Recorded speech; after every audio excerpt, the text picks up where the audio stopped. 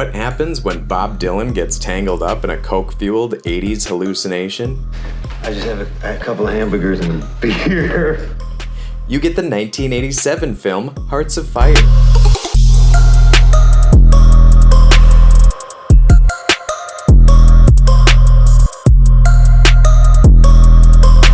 Hearts of Fire is a rock and roll melodrama where Bob Dylan plays Billy Parker, a past-his-prime rock star turned chicken farmer. He reluctantly mentors an aspiring singer named Molly while dealing with the arrival of a younger, more polished pop star played by Rupert Everett. You won't be able to handle it because you're going to miss the bright lights. Now Dylan reacts only like 80s Dylan could. Cryptic lines. The better you are, the bigger the trap.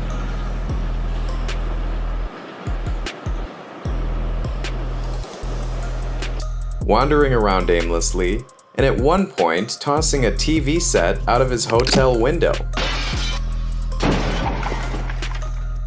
Probably because he was done acting for the day. Just remember, if you watch this movie, it's not Dylan acting, it's Dylan just existing on camera.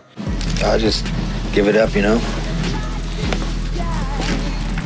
The best description actually comes from Time Out London.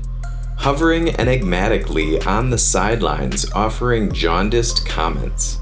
Let's take a look at the other performances. Rupert Everett is awkwardly in the film as the other love interest, singing emotional 80s ballads and looking like this. Fiona gives it her all, but she's trapped between two men with egos larger than the script. We'll be right back after these messages.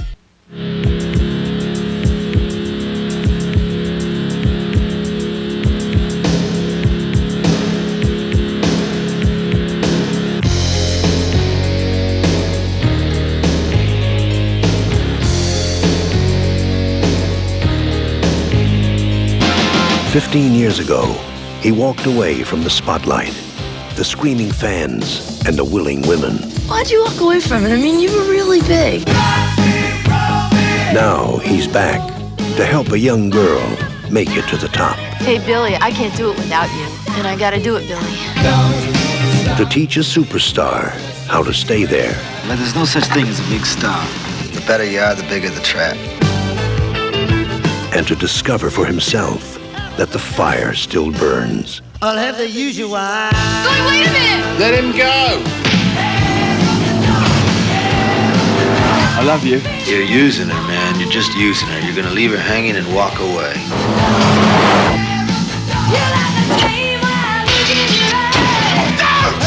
Why are you doing this?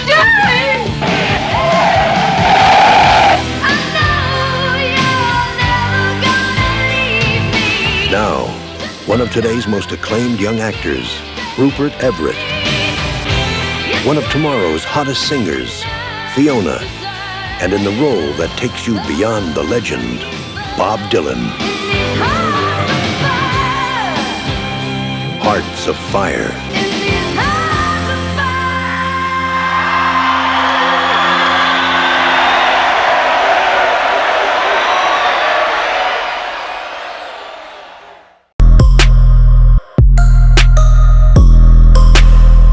Okay, now I'm joined by my robot co-host, MovieBot, to talk about the film.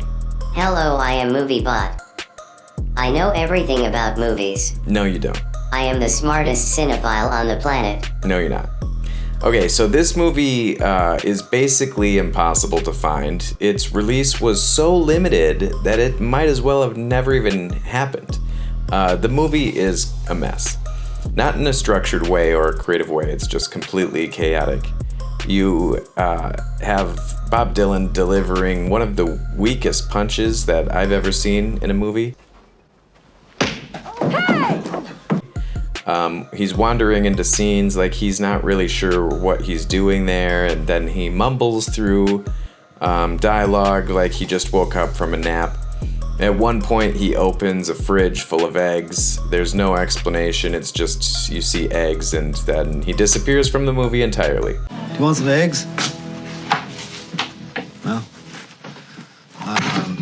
They don't explain it, he's just gone. like he left the set and never came back, and honestly, I think that may have been exactly what happened. Acknowledged. Anecdotal reports suggest production difficulties and unclear direction. Actor disengagement aligns with limited box office performance and critical dismissal. The film is often referenced in Dylan fan circles primarily as a curiosity. Yeah, that's true, I think. If you're not into Bob Dylan, this movie probably has absolutely nothing for you. And if you are, it's still confusing, but at least that confusion feels familiar. The aesthetic inconsistency and narrative collapse may unintentionally mirror Dylan's mid-80s public persona: unpredictable, opaque, increasingly disinterested in conventional structure. Okay, that's pretty much what I just said, but yeah, I understand the parallel. There's something about watching a guy slowly disassociate from his own film, and that is strangely compelling. Engagement through disorientation. The film offers minimal coherence, yet sustained viewer attention may be driven by interpretive effort rather than emotional investment. Okay, yes.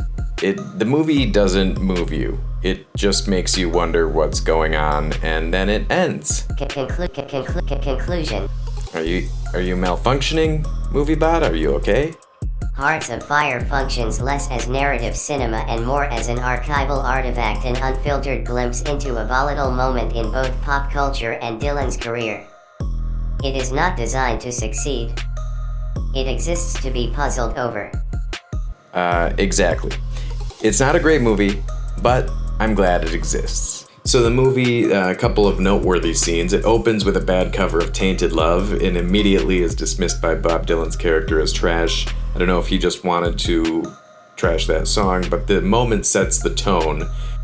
Everyone is caked in eyeliner and dressed like they just got kicked out of a goth club at 3 a.m. The concert scenes try for drama, but end up evoking confused, synth-heavy chaos. A little fun fact, this denim jacket that Dylan wears throughout the movie was actually purchased for $25,000 this year at Julian's auction by none other than Mini Bob Dylan, Timothy Chalamet.